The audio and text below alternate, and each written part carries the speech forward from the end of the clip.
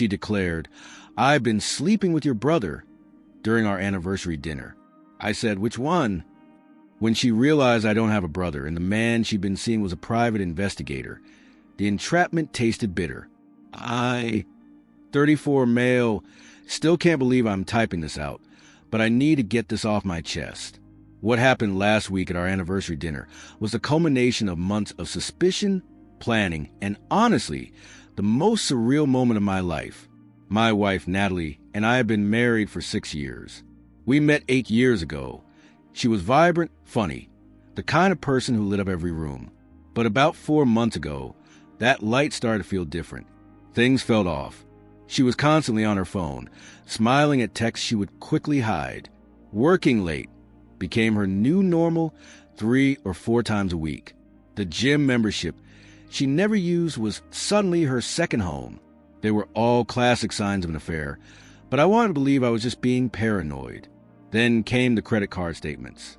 Charges at restaurants I'd never heard of. A hotel charge for a client meeting she forgot to mention. When I asked about it, her answer was too quick, too rehearsed. The alarms in my head were screaming. Instead of confronting her and being gaslit, I did something calculated. I hired a private investigator. His name was Derek, a former cop who came highly recommended. His initial report confirmed my worst fears. Natalie was definitely seeing someone. Regular meetings at a downtown apartment, intimate lunches, the whole 9 yards. But just getting evidence for a divorce didn't feel like enough. She would just deny, lie, and rewrite history. I needed something irrefutable. I needed to know who she really was. So I asked Derek to do something unconventional. I asked him to become the person she was cheating with. I explained that my family was estranged, and she had never met them. I had vaguely mentioned having a brother early in our relationship, a detail she never cared enough to ask about. The plan was simple. Derek, using the name Michael, would accidentally bump into her at her gym. He would be everything her current affair partner wasn't. Successful, charming, mysterious. If she was already cheating, chances were she'd be open to an upgrade. It worked better than I could have ever imagined. Within 3 weeks, Derek, as Michael, had her hooked. She was texting him constantly, lying about her whereabouts to meet him for coffee. And here's the kicker. She was still seeing the original guy, a realtor named Brett. She was juggling 2 affairs while coming home to me, playing the part of the devoted wife. Derek documented everything. Every text she initiated, every lie she told, every meeting they had.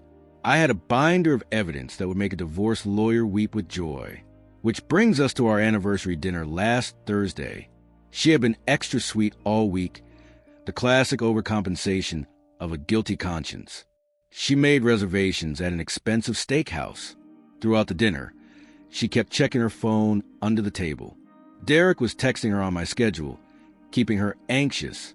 Then, over dessert, she put her phone down and gave me a look of part guilt, part defiance. "I need to tell you something," she began. "I've been seeing someone else. I'm sorry, but I've fallen in love with your brother." I carefully placed my wine glass on the table. "Which one?" The confusion on her face was almost comical. "What do you mean? Which one?" "Michael. Your brother, Michael." I pulled out my phone, my hand steady. "Natalie, I don't have a brother." I slid the phone across the table, showing her Derek's real LinkedIn profile. "Meet Derek Harrison, private investigator. You've been dating him for the past 3 weeks. And he knows things about me because I hired him right after I found out about Brett." The color drained from her face. The silence was deafening as other diners started to notice the drama unfolding. She frantically scrolled through her texts with Michael, every flirty message, every lie, now recontextualized as evidence in her own downfall. You set me up," she whispered. "No, Natalie," I said, my voice cold and even. "You set yourself up the moment you decided our vows meant nothing. I just documented it. By the way, Brett's wife received a full copy of everything this afternoon. Seemed only fair that she should know." She stood up so abruptly she knocked her wine glass over, the red wine spreading across the white tablecloth like a crime scene.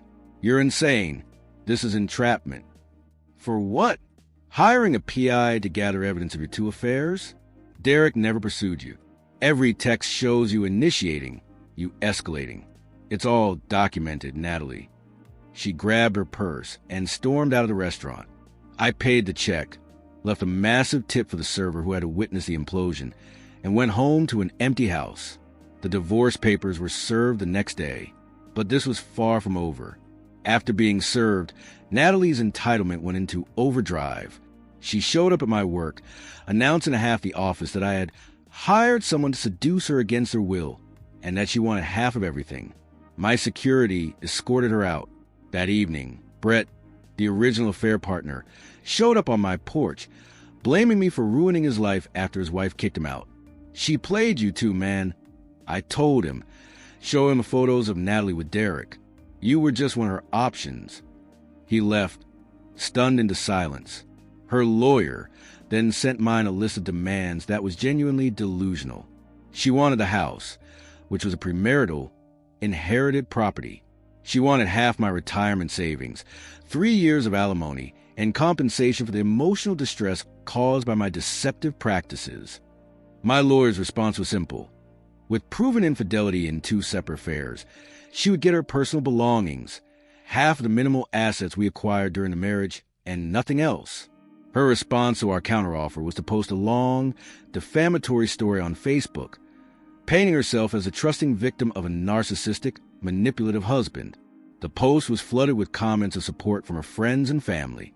But what Natalie didn't count on was Derek's meticulous record-keeping, including a voice recording from their second date, where she explicitly said, "I'm married, but my husband is clueless. He thinks I'm at book club right now." The divorce proceedings were a slow-motion car crash for her. She filed a formal complaint against Derek with the state licensing board, which was quickly dismissed when he provided the evidence that she had initiated and escalated all contact. Her new lawyer tried to argue that the PI fees should be considered a dissipation of marital assets. The judge's response was priceless. Your husband hired an investigator to confirm suspicions of infidelity, which proved correct. This is a legitimate use of marital funds. Motion denied. We also discovered she had been siphoning thousands of dollars from our joint savings account into a secret account of her own. During her deposition, she tried to claim she was saving it to surprise me with an anniversary trip.